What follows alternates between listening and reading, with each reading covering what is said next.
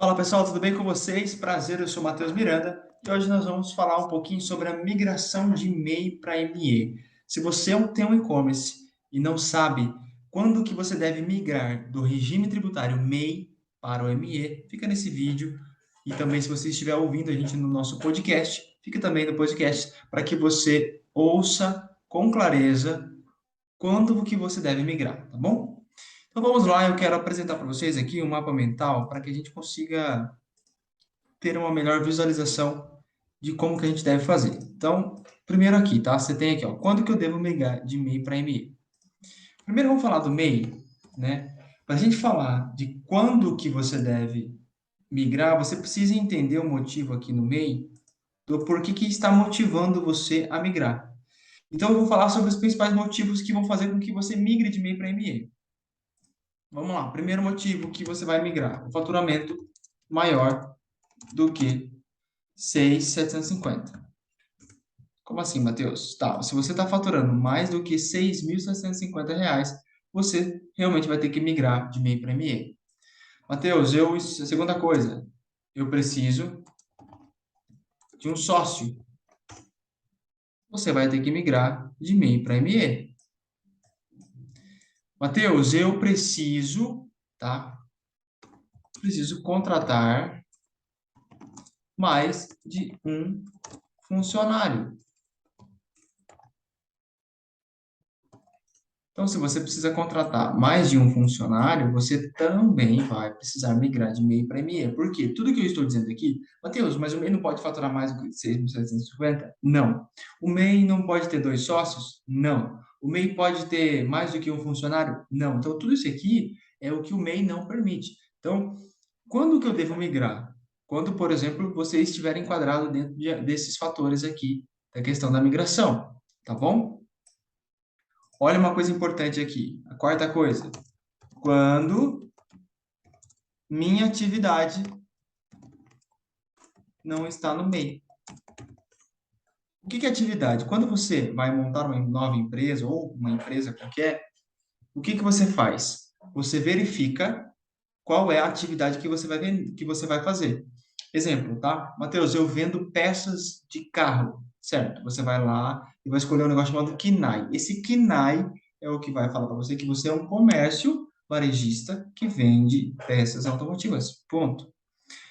O que acontece em alguns segmentos é que o MEI não pode ser de algumas atividades. Uma atividade, por exemplo, que é comum tanto para quem tem e-commerce quanto para quem tem dropshipping, por exemplo, que é uma atividade muito correlacionada, a diferença está no processo de venda. Exemplo, no e-commerce você compra um produto, por exemplo, um celular, você compra o produto, depois você vende esse produto. Então você estocou o produto e depois vendeu. No dropshipping, você faz apenas a intermediação. Então, você fala assim, ó, esse cara aqui está querendo comprar e esse cara aqui está querendo vender. E aí você junta os dois e por isso que você tem a intermediação disso. Isso, a atividade de dropshipping é uma atividade regulamentada, você pode fazer normalmente, tá? Então, exemplo aqui, o drop não pode ser do MEI, ele só pode ser do Simples Nacional. Então, aqui nesse caso não seria válido.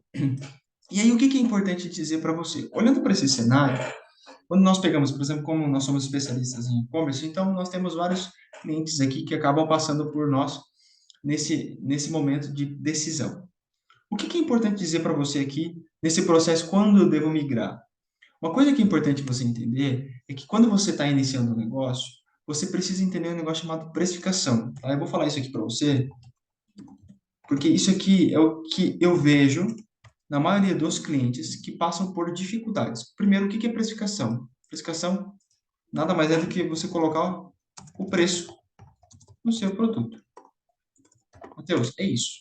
Não tem o que dizer. Quando você vai lá e fala assim, ó, esse produto aqui ele custa R$ 100, você vai vender por R$ 100. Só que quando você pega um produto, por exemplo, o que acontece é o seguinte, você faz o seguinte, ó, esse aqui é o preço de venda, tá? Depois eu vou aumentar. Ele custa 100%, certo? Beleza. Aí você tem o custo do produto. Vou simular aqui, tá? O custo do produto ele vai custar o quê? 60%. Quanto que sobra aqui, ó? É a margem de contribuição. Aqui sobrou 40%. Para que sobrou esses 40%? Olha só, você tem que pagar despesa fixa, Você tem que pagar despesas variáveis, você tem que pagar imposto, você tem que pagar lucro. Olha aqui o tanto de coisa que ainda sobrou para você pagar. E aí você precisa alocar essas despesas aqui. Vou até aumentar aqui. Por que eu estou falando isso? Porque quando você está no processo de migração entre MEI para ME, você não coloca no MEI, quando você vai fazer esse processo de migração, os custos envolvidos. Vamos dar um exemplo aqui para ficar prático e para que você entenda de fato esse momento.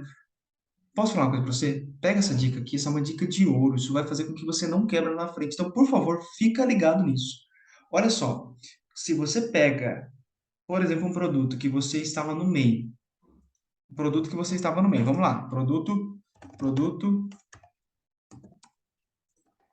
vendido no meio. Quanto que você paga de imposto aqui? Tá? Vou até aumentar aqui, ó. Bem, quanto você paga de imposto aqui no meio? Um das R$ 60. Matheus, o que mais? Mais nada. Você não tem mais custo de imposto aqui. Você não tem custo. Matheus, vamos aqui então. Tá, agora eu sou aqui do Simples Nacional. O que eu vou pagar? Vamos lá, vamos calcular junto aqui, porque aqui eu quero passar as dicas reais para você. Eu estou entregando tudo aqui para você, beleza? O que você vai pagar aqui? Você vai pagar contador, você vai pagar o DAS de 4% inicial sobre o faturamento. Você vai pagar prefeitura, você vai pagar INSS, você vai pagar diferencial de alíquota. Quando você compra fora do estado, você precisa pagar, você precisa manter a mesma alíquota. Ou seja, todos esses custos, eles não estavam aqui, ó. Quando você pega, por exemplo, o que você estava vendendo no MEI, você estava pegando o preço do produto, você tirava o valor que você comprava aquele produto, você sobrava de uma margem para você de 40%.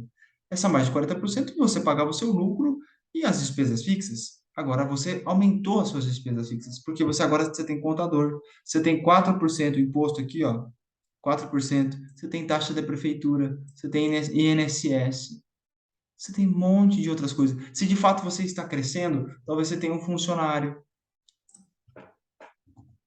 Você tem mais um funcionário aqui. Perceba que esse processo de evolução é um processo que você precisa acompanhar mais perto. Então, quando nós falamos, quando eu devo migrar? Você deve migrar quando você responde a essas perguntas. Seu faturamento, a questão da sociedade, a questão da contratação de funcionário, e quando a minha atividade não é permitida para o meio, você tem que migrar. Quando você migra, você precisa tomar esse cuidado aqui embaixo. Isso aqui foi uma dica extra para você, para que você não passe por sufoco financeiro lá na frente. E isso vai acontecer, porque se você não está pagando lucro, você não está vendo dinheiro no seu caixa, você começa a trabalhar e não vê grana. Você começa a trabalhar e não vê grana. Então, eu espero que você tenha gostado desse vídeo. Ficou um vídeo bem curto aqui, mas esse ficou um conteúdo muito, muito objetivo. Eu gosto muito de trazer um conteúdo mais objetivo para vocês, para que vocês consigam entender. Então, faça essas perguntas que eu fiz para você aqui, para você entender se você deve ou não migrar de e-mail para e-mail. E converse com o contador. Se você tiver alguma dúvida, quiser consultar aqui os nossos serviços, fique à vontade, pode consultar, pode colocar no comentário aqui, eu vou ter o prazer de te responder. Do mais, converse com o seu contador para que você entenda quais serão os custos envolvidos nessa nova migração e para que você não se perca lá na frente com uma precificação errada, com o preço do produto errado, tá bom? Espero que você tenha gostado. Curta esse vídeo, compartilhe e isso faz uma grande diferença para nós. Tchau, pessoal. Deus abençoe.